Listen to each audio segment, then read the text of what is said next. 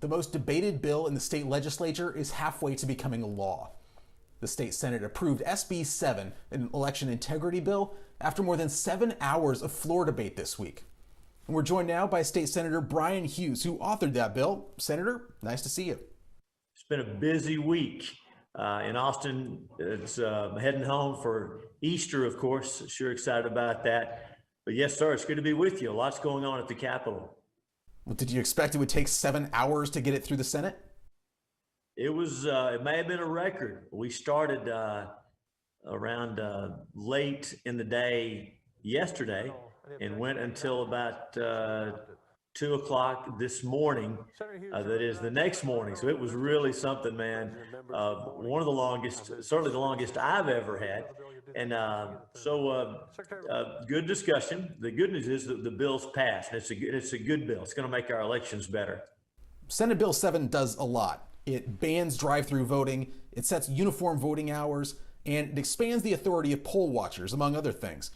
But you had to make a lot of changes to it in order to get it passed. So what were some of the amendments to this bill? You bet. So you know how the process works. We file a bill, then we have a hearing, and folks come and testify at the hearing. And some folks for the bill, some against the bill. We learn things, we make improvements to the bill all along. And then even on the floor of the Senate, we'll have discussions and members will offer amendments. And so we accepted a number of amendments from Republicans and from Democrats.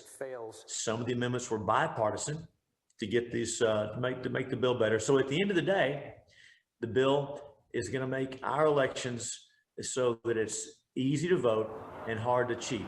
For example, if you're in line at the polling place, you're waiting in line when the polls close, this law makes clear you will get to vote. It's not your fault the lines were too long. If you're in line at the polling place when the polls close, you will get to vote. Also says if you request that mail ballot, I bet you've heard from folks like I have who send their application for a mail ballot.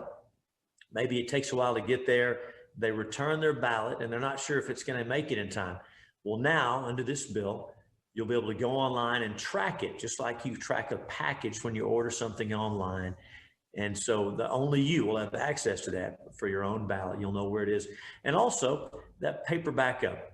And you and I've talked about this. A lot of folks are interested in this. Most of us now vote on electronic voting systems, but when you do that, there's no way to verify that. There's no paper backup. If we have to do a recount, if there's a question, how do you know what happened? And so this will provide that paper backup that's broadly popular. And it also has some pretty important security measures, making sure that folks who register to vote are eligible voters, making sure our voter rolls are accurate as far as that goes, making sure that when people use mail ballots, that they're following the rules and not cheating. And I don't have to tell you, there's indictments right here in East Texas right now over mail ballot fraud. And around the state and around the country, when you see cases of election fraud, it's normally involving mail ballots. So we have some reforms cleaning up that process to make sure that folks who are entitled to vote by mail, 65 or over, disabled, or folks going to be out of the county, making sure those folks can vote by mail, but making it harder for people to cheat, to take advantage of the system. And also some important rules about how the elections are conducted. Those poll watchers, you know how that goes. There's poll watchers from both parties, from multiple candidates. Those poll watchers are the eyes and ears of the public. And so this bill makes sure that they can see what's going on and we'll have a record of what's happening. Also, the central counting station. When the votes come in from the polling places, they go to central counting.